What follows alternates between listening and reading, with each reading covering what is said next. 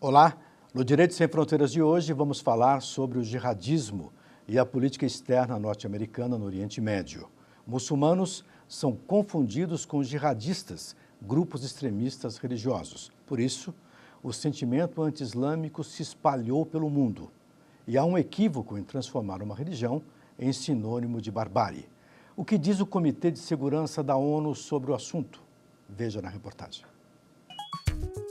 Após o ataque terrorista às Torres Gêmeas no 11 de setembro de 2001, o mundo acendeu alerta para o terrorismo.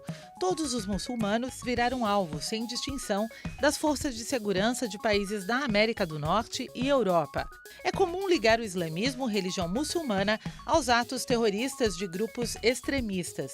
Só que o Islã, ou islamismo, é uma religião baseada no Alcorão, livro que, para os seguidores, tem a palavra literal de Deus, com ensinamentos do profeta Maomé.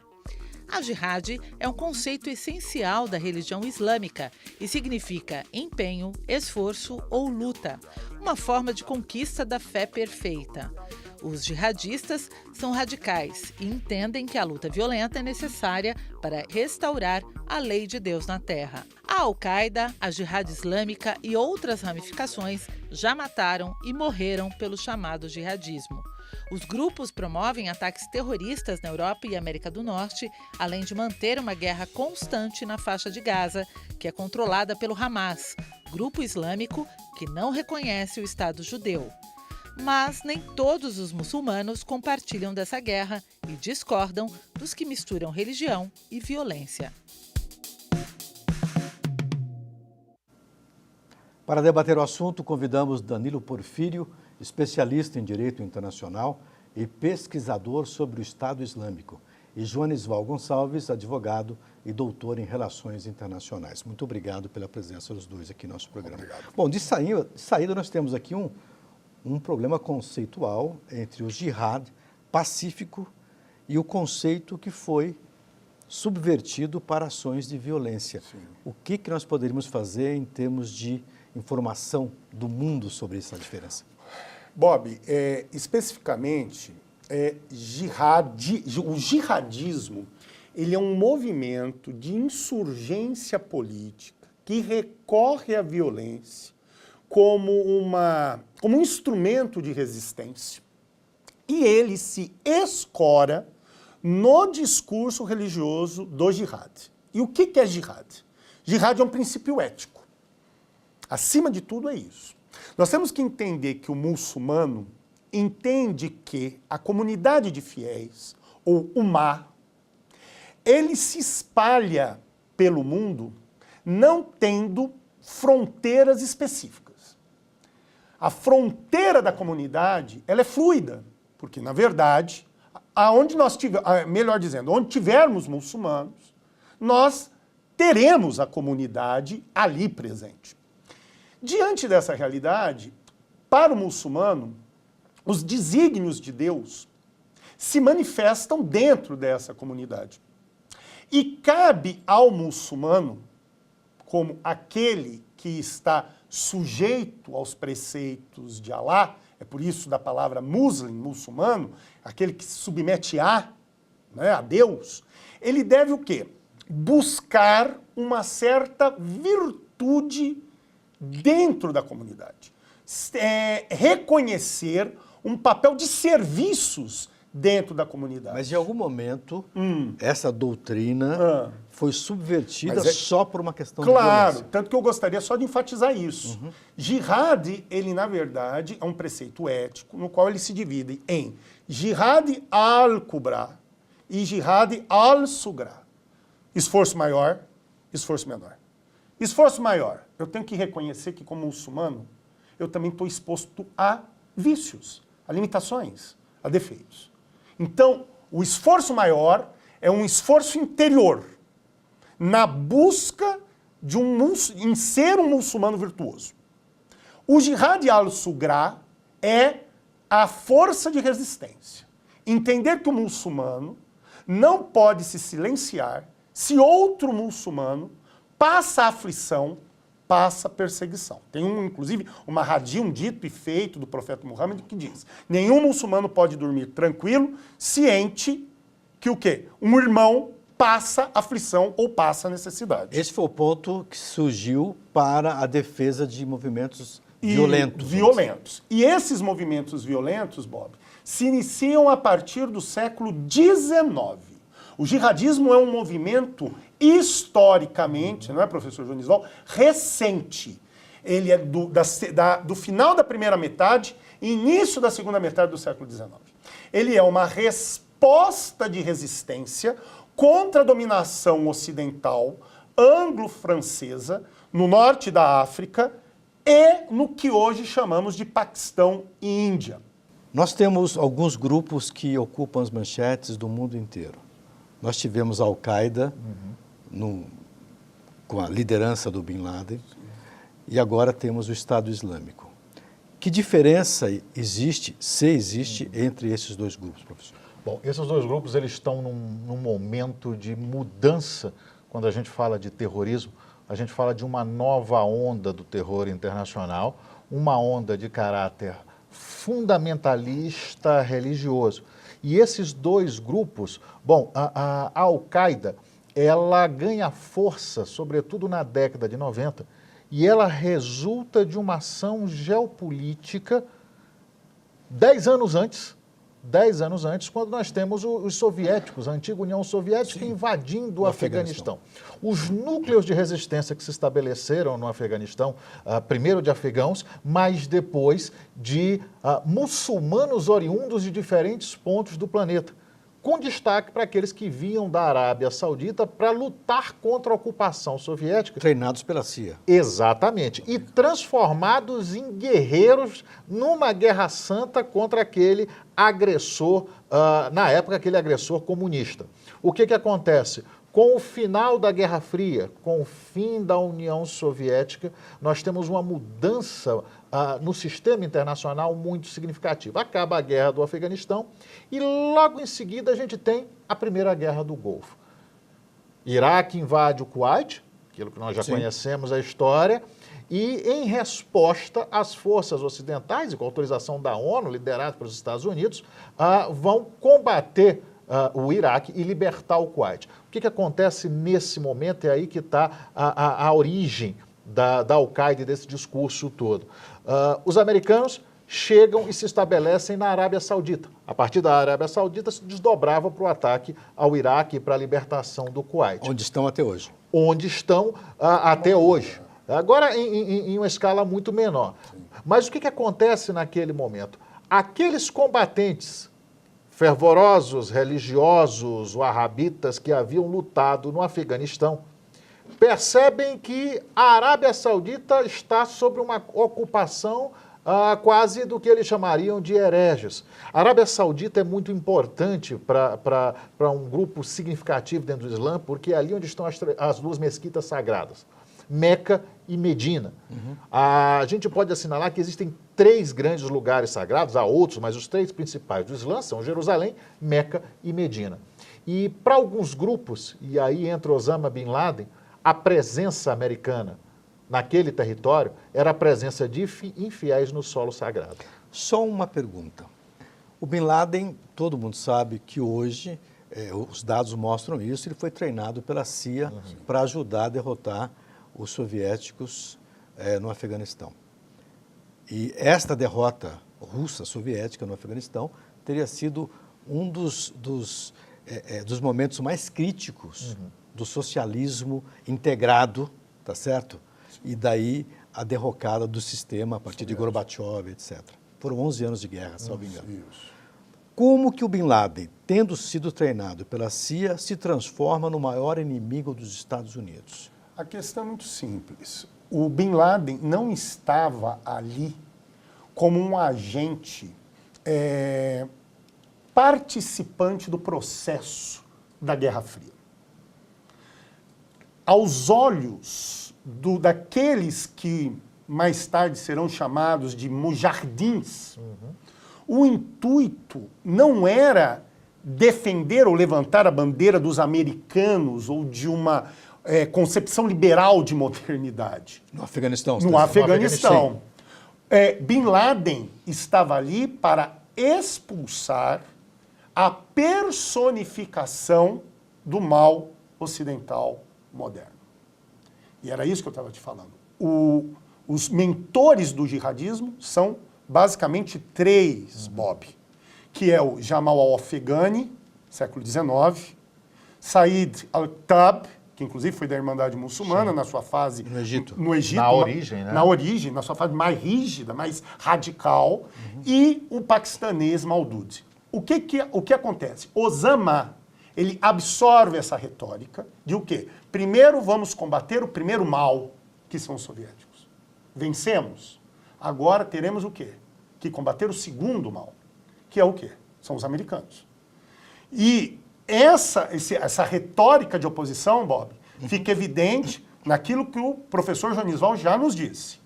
Quando a Guerra do Golfo, isso já na década de 90, 92 especificamente, o que acontece? Quando os americanos fixam sua base na Arábia Saudita, isso é tratado como uma invasão à Terra Santa dos muçulmanos. A invasão da própria comunidade ali. O Islã, na percepção de Bin Laden, é agredido por um grupo de infiéis. Quer dizer, a guerra do Golfo, vamos chamar Isso, assim, de 90. ela 91. teria sido, então, um dos fatores primordiais para o fortalecimento do jihadismo. Sem dúvida. Eu falo que a cadeia é Afeganistão, 79, não é? Golfo, 92. Tanto que a partir dali você vai ver o desenvolvimento do Al-Qaeda, a rede.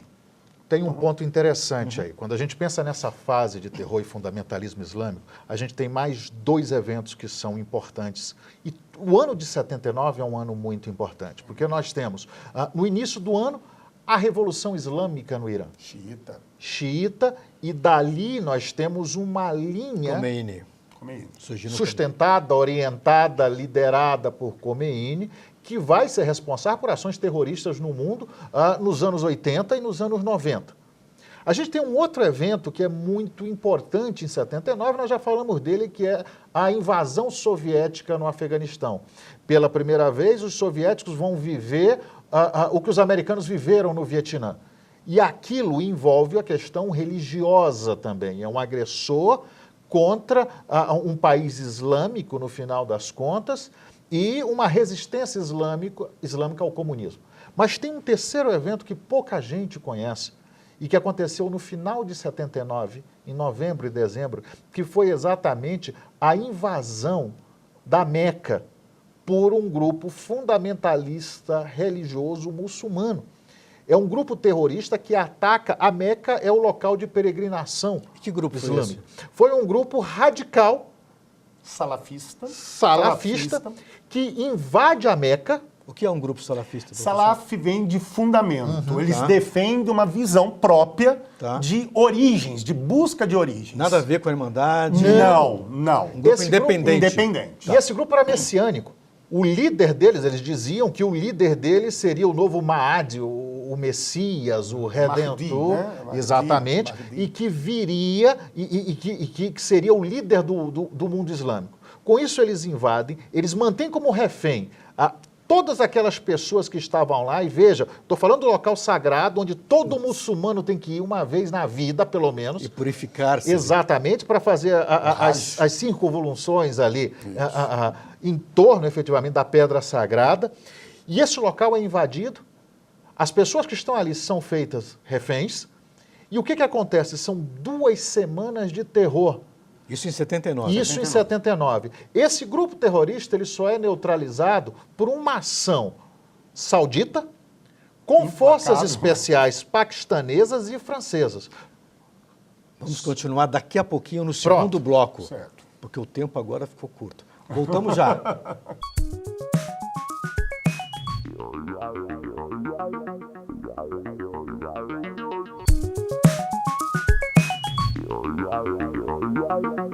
O Direito Sem Fronteiras está de volta com a nossa discussão sobre o jihadismo. Então tivemos esse evento, você estava falando no primeiro bloco, da invasão de Meca. Exatamente. Por um grupo... Da Mesquita Sagrada. Um grupo radical. Fundamentalista que ninguém conhecia daquele Exatamente. E só para até complementar, sunita. Sunita. Isso, não tem nada a ver com isso é importante porque nós tínhamos já o Irã, xiita se fortalecendo, e nós temos grupo esse sunita. evento sunita. O que acontece? Esse grupo, depois de 2 semanas e mantendo mais de centenas de pessoas como reféns, esse grupo ele é neutralizado por uma ação de forças especiais sauditas, paquistanesas e francesas. Com isso, ele é debelado, esses indivíduos são julgados e são executados no ano seguinte, sendo enforcados em várias cidades sauditas. Mas qual é o grande impacto disso? Esse messianismo, esse salafismo fundamentalista, efetivamente, vem para o Irã.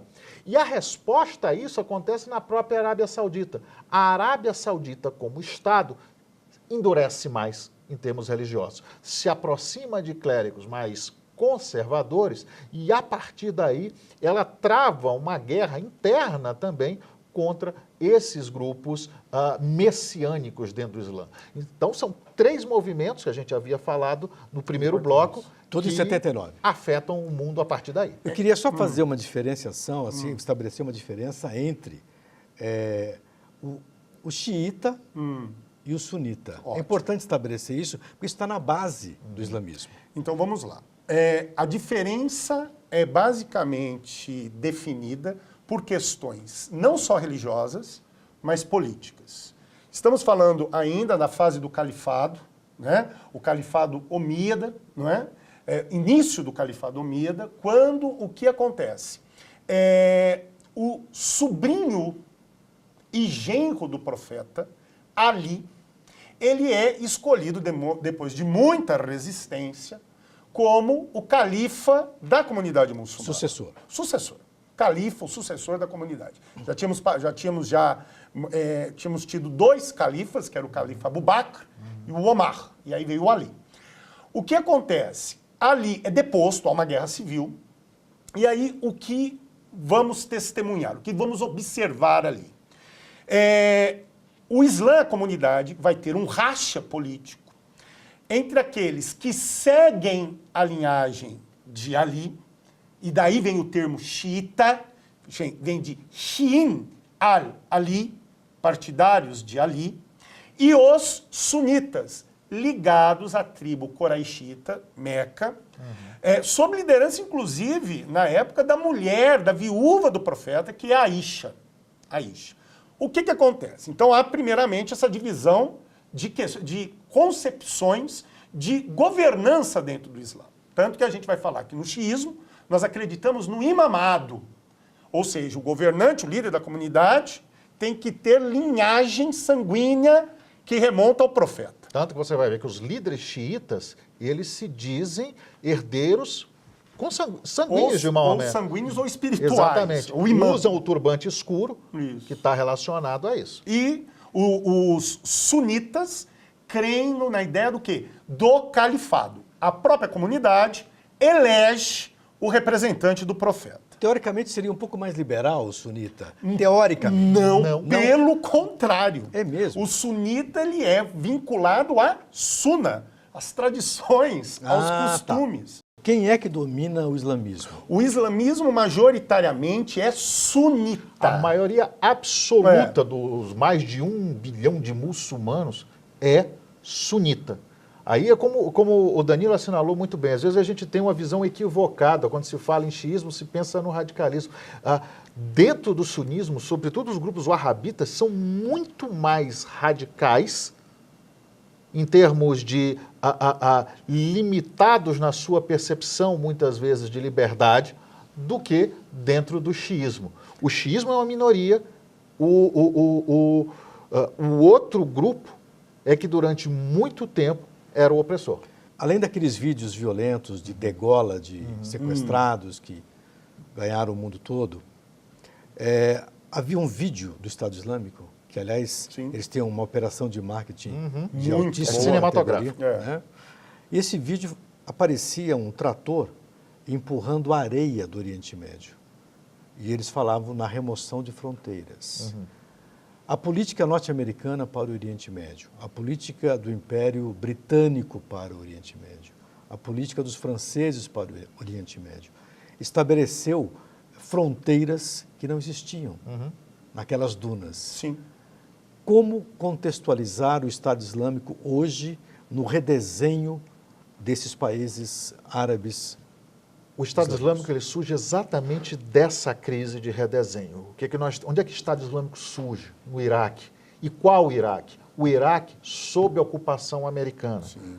Quando Saddam Hussein, que era laico, não havia a componente religiosa efetivamente, apesar de a liderança do Iraque sob Saddam Hussein era uma liderança sunita, quando Saddam Hussein é deposto, abre-se espaço no Iraque para novos grupos surgirem, inclusive o de maioria xiita. É interessante porque o processo de deposição de Saddam Hussein, ele acaba promovendo o fortalecimento e a chegada ao poder dos xiitas, ele aumenta o preço do petróleo e ele aproxima o Iraque do Irã. Então, eu costumo dizer até que a iniciativa dos americanos acabou beneficiando que fazem o Irã, né? ali. Divisa, exatamente. Então, o que acontece? Quando nós temos esse grupo xiita que chega ao poder no Iraque, ele começa a dar o troco na minoria sunita. E é essa minoria sunita que gera uma resistência que começa a combater dentro do território iraquiano e a origem do Estado Islâmico está ali. Esse grupo vai se radicalizar. Ele é sunita. Sim. E vai ganhando poder na região. E isso que você colocou de quebra de fronteiras é muito importante, porque a ideia do Estado Islâmico é estabelecer um novo califado, uma estrutura diferente daquela que estava ali, com detalhe. Eles chegaram a ocupar um território que era do tamanho, aproximadamente, do estado de Minas Gerais. A participação americana e a participação russa nesses conflitos. Bom, é interessante saber que, geopoliticamente, a Síria, desde os movimentos pan-arabistas, aqui eu estou falando do quê? Do legado de Nasser, né? Então, Nasser, Gaddafi, o próprio quê? Assad pai na Síria, eles o quê? Tiveram, ao longo do seu apogeu político, uma aproximação com a antiga União Soviética. E na Síria, especificamente, nós temos ali o quê? Eu não vou usar o termo protetorado, mas uma zona de influência russa. Isso, muito forte dos russos, por sinal. Na Síria. Na Síria. Tanto que o único acesso a águas quentes por parte dos russos é o quê? É o litoral sírio. Eles têm uma base militar na Síria. O que acontece? Com o advento de um outro evento, que nós chamamos de Primavera Árabe, que na verdade foi encampado por um movimento sunita, mas que se descola desse salafismo, desse wahhabismo, que você conhece, Bob, é a Irmandade Muçulmana, né, que eles vão querer propor um modelo autêntico de modernidade, que até hoje a gente não sabe direito o que é. Mais radical. A Al-Qaeda sai da Irmandade Muçulmana. Diga-se de passagem, alguns dizem que a Al-Qaeda achou a Irmandade Muçulmana muito radical. Para onde que nós vamos agora? Eu acho que, assim, se nós temos esses movimentos que vão tendo ondas de influência, de crescimento, eles estão longe de uma pacificação. O governo americano, de uma forma geral, ainda me parece muito míope. E um modelo de redesenhamento me parece anterior à Primavera Árabe. Eles querem voltar para trás, redesenhar, olhando para o quê? Não para frente, Joanisvaldo, mas para trás. Quem quer redesenhar nesses? Os Estados Unidos. Os Estados Unidos. 2 segundos sobre essa miopia. Diga. Essa miopia começa no governo Obama, que não soube lidar com as questões do Oriente Médio, e o grande resultado do governo Obama, em termos de política externa para a região, foi o esfacelamento da Líbia, foi a guerra civil na Síria, e essa coisa que chamaram de Primavera Árabe naquela região toda, que no final das contas acabou em alguns países não mudando muito o equilíbrio de forças. Quando Trump assume, é sempre bom notar que há uma mudança nesse processo. E as coisas começam a se resolver, por exemplo, na Síria. E um outro aspecto relacionado a isso é o aumento da presença russa na Síria. E há algum tempo, inclusive aqui no Direito Sem Fronteiras, eu cheguei a falar sobre isso. Eu falei, está precisando da presença russa. Quando os russos botarem o pé no chão ali, a coisa começa a funcionar. E foi o que aconteceu. Você Hoje, acha que funcionou? a Síria está estabilizada. Sim, hoje o Estado Islâmico praticamente não existe. O Estado Ele está Islâmico concentrado foi numa desintegrado. cidade. Mas eu tenho ouvido generais americanos dizerem que o Estado Islâmico não está morto. Não, de Não forma está morto, alguma. mas está moribundo. Moribundo? Moribundo. Sem dúvida nenhuma. O E que não Al-Qaeda? significa... E Al-Qaeda? Com o filho do Bin Laden A surgindo. Al-Qaeda estaria um pouco adormecida Isso. diante disso. E esse é o perigo, e é o mesmo perigo do Estado Islâmico. Pense no Estado Islâmico como um monte de areia que você prende na mão. À medida que você vai apertando, essa areia vai escapulindo. Ou seja, à medida que for reduzido o poder, a zona de influência do Estado Islâmico naquela região, há um grande risco dele se pulverizar com o Depois terrorismo. se reagruparam de novo. Ou Isso. pulverizar o terrorismo pelo mundo. mundo. Claro. E o Al-Qaeda, nesse sentido, rapidamente, ele não tem uma pretensão califista. Não. Ele tem, na verdade, o quê? Uma política de engajamento no combate, como eu já te disse, Permanente. contra esse mal permanente, por meio da política de ações individuais, o que é mais difícil de controlar. Como é difícil de controlar o comércio das armas para esses grupos. Tem arma russa, arma americana, arma chinesa, tem arma de todos os lugares do mundo. É um comércio e tanto. Sem dúvida. Mas Milionário, aí já negócio. há um problema que já não está mais restrito à questão do Oriente Médio. São as hipocrisias da política externa ocidental. Inclusive, essas armas estão nas mãos do narcotráfico Sem também. dúvida. Tá certo? Não nos esqueçamos que o Afeganistão sobreviveu em função do comércio de ópio. Ópio, papoula. E a China também, né, de certa Eu. forma. Né? Perfeito. Infelizmente, terminamos aqui. Foi rápido, né? Ah, mas delicioso. Muito rápido. Muito obrigado. Que é isso? Obrigado a você também que nos acompanhou. Veja a nossa programação no site da TV Justiça e também no nosso canal no YouTube. Nosso e-mail é direitosemfronteiras@stf.jus.br. Um abraço e até a próxima.